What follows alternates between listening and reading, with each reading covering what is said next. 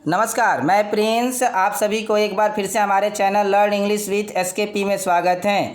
My dear, आज की इस क्लास में हम 12th 100 मार्क्स अंग्रेजी के पोएट्री सेक्शन का एक wonderful chapter now the leaves are falling fast के समरी को पढ़ेंगे। इससे पहले मैंने इसी चैप्टर के बेसिक ऑब्जेक्टिव और राइटर से संबंधित कुछ बातें जो होती हैं उसका वीडियो ऑलरेडी मैंने अपलोड कर दिया है, जिससे ऑब्जेक्टिव पूछे जाने की संभावनाएं होती हैं। अगर आप हमारे उस वीडियो को नहीं देखे हैं तो आप हमारे प्लेलिस्ट को चेक करें या लिंक डिस्क्रिप्शन में मिल जाएगा। तो माय डियर, चलिए शुरू करते हैं। Now the leaves are falling fast, जैसा कि आप समझ रहे हैं लीव्स मतलब पत्ते होते हैं। आप देख सकते हैं पिक्चर के माध्यम से, फॉलिंग मतलब गिरना और फास्ट मतलब तेज़ी से। इसका हिंदी मीनिंग हुआ अब पत्ते तेज़ी से गिर रहे हैं। इसके राइटर कौन है? तो W.H. ऑडेन। आगे समरी में इसका समावेश है। समरी शुरू करने से पहले अगर आप हमारे वीडियो पे नए हैं तो आप हमारे चैनल को सब्सक्राइब करना ना भूलें, प्लस में बेल आइकन को भी प्रेस कर दें क्योंकि हमारा नोटिफिकेशन सबसे पहले आपको प्राप्त हो। वीडियो अच्छी लगे तो लाइक करना ना भूलें। जैसा कि पहले देखते हैं how to write a summary, summary को कैसे लिखें। तो माय डियर, मैंने और भी सारे वीडियो में बताया है कि समरी को लिखने के लिए आप 3 स्टेप का यूज कर सकते हैं। स्टेप फर्स्ट, स्टेप सेकेंड और स्टेप थर्ड। पहले स्टेप में क्या करेंगे तो गिव अ गुड स्टार्ट, एक सही स्टार्ट को देंगे, एक अच्छे स्टार्ट करेंगे हम समरी का। कैसे? तो mention the chapter and writer name, यानी कि आप चैप्टर के और राइटर के नाम को मेंशन कीजिए कि किस चैप्टर की आप समरी लिख रहे हैं, उसका राइटर कौन है। उसके बाद एनी अचीवमेंट ऑफ राइटर, यानी राइटर की किसी उपलब्धि के बारे में लिखिए। टाइप ऑफ द प्रोज, और किस तरह का वो प्रोज पीस है, पोएट्री है क्या है, उसको मेंशन कीजिए। And lastly the theme of the chapter, और पहले पैराग्राफ में आप क्या कीजिए, पहले स्टेप में कि चैप्टर के थीम को भी लिखने का प्रयास करें, विषय वस्तु क्या है। अब देखते हैं स्टेप सेकेंड में क्या करें। तो now right the body of your summary, अब अपने समरी के बॉडी को लिखिए। कैसे लिखेंगे? तो टेक एटलीस्ट 3 और 4 पैराग्राफ इन शॉर्ट, यानी कि 3 और 4 पैराग्राफ में, छोटे छोटे पैराग्राफ में आप समरी के बॉडी को लिख सकते हैं। और स्टेप 3 में क्या कर सकते हैं तो लास्टली कंक्लूड योर समरी, अपने समरी के निष्कर्ष को लिखे। जैसे कैसे लिखेंगे तो just mention how was the writers works the message of the chapter. मैं बार बार बताते आ रहा हूँ कि चैप्टर से मैसेज क्या जाता है, चैप्टर समाज में किस मैसेज को प्रदर्शित कर रहा है, उस चैप्टर को पढ़ने से क्या हमें बेनिफिट मिलने वाला है, किन चीज़ों का शो हो रहा है उस चैप्टर के माध्यम से, कौन सी उससे शिक्षा मिल रही है, उसको आप लास्टली लिख सकते हैं। तो शुरू करते हैं समरी को। जैसा कि आप देख रहे हैं, the poem now the leaves are falling fast was composed by W.H. Auden, यानी कि जो कविता है now the leaves are falling fast, उसके कवि कौन है तो W.H. ऑडेन के द्वारा वो कंपोज किया है। मैं बार बार आपको बताया हूँ कि जब भी आप पोएट्री सेक्शन को लिखें तो कंपोज शब्द का प्रयोग करें, रिटन का नहीं, क्योंकि पोएट्री को कंपोज किया जाता है। जैसे म्यूजिक को कंपोज किया जाता है तो ये पोएट्री एक प्रकार के गीत में आता है, म्यूजिक में आता है, तो इसलिए हम कंपोज शब्द का प्रयोग करते हैं। ही वॉज बॉर्न इन 1907, इनका जन्म W.H. ऑडेन का जन्म कब हुआ तो 1907 में, एंड डेड इन 1973, और इनकी मृत्यु कब हुई तो 1973 में। He won the Pulitzer prize in 1948, इन्होंने 1948 में पुलित्जर प्राइज भी प्राप्त किया। किस लिए तो for his collection the age of anxiety, इनकी रचनाएं जो थी, कलेक्शन जो थी, किताब जो थी द एज ऑफ एनेक्जिटी, उसके लिए इनको 1948 में पुलित्जर प्राइज से नवाजा गया। माय डियर, ये जो पुलित्जर प्राइज होता है ये पत्रकारिता के क्षेत्र में दिया जाने वाला सबसे बड़ा सम्मान होता है, तो इनको 1948 में ये प्राप्त हुआ। आगे देखेंगे, he was a versatile and intellectually vigorous poet, ये जो थे बहुमुखी और बौद्धिक रूप से, विगिरस मतलब बड़े, मतलब कह सकते हैं कि महान कवि थे, पोएट थे, है ना। वर्स ड्रामेटिस्ट, और एक कविता लिखने वाले व्यक्ति थे। ड्रामेटिस्ट थे यानी कि नाटककार थे। क्रिटिक्स यानी कि आलोचक थे। ट्रांसलेटर यानी कि अनुवादक। एंड एडिटर, संपादक भी थे। तो माय डियर, इस तरह से हमने पहले पैराग्राफ में राइटर के बारे में, पाठ के बारे में और उसके कुछ अचीवमेंट के बारे में हमने दिखाया। अब सेकेंड पैराग्राफ को शुरू करते हैं।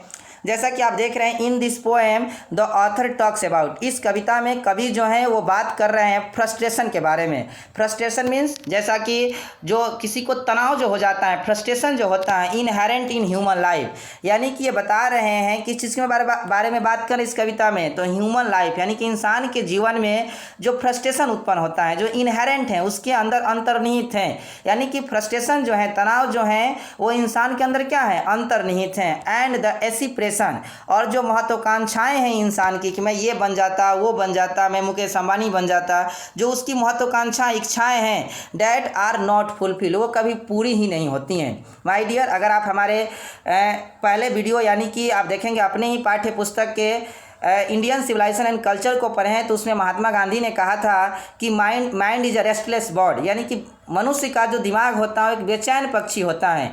The more it get the more it wants, यह जितना पाता है उससे अधिक और पाने की क्या करता है, कोशिश करते रहता है, चाहत रखता है।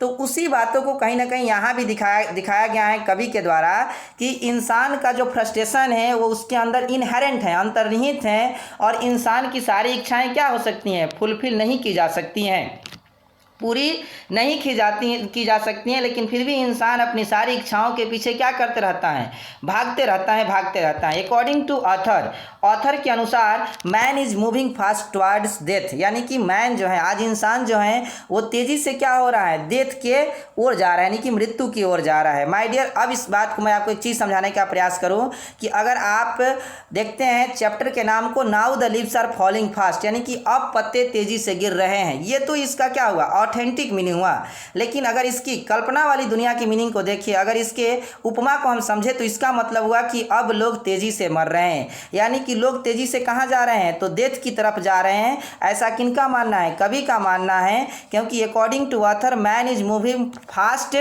टुवर्ड्स डेथ, यानी कि आज इंसान जो है तेज़ी से मृत्यु की तरफ जा रहा है, और जिसका एक कारण क्या है, फ्रस्ट्रेशन, उसकी तनाव भरी जिंदगी।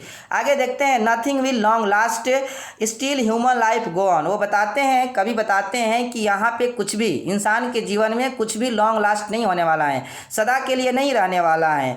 हैप्पीनेस इज स्नैच, और जो इंसान की खुशी है, जो हैप्पीनेस है इंसान की, वो स्नैच कर लिया जाएगा। स्नैच मीन्स होता है छीनना, by whispering neighbour. Whispering neighbour मतलब होता है, यानी कि देखेंगे मौत के फरिश्तों के द्वारा, यानी कि मौत के फरिश्तों के द्वारा जो हैप्पीनेस है, खुशी है, वो स्नैच कर ली जाएगी। द नाइटेंगल बिकेम डम, बुलबुल भी, नाइटेंगल मीन्स क्या होता है, बुलबुल, एक प्रकार का पक्षी होती हैं।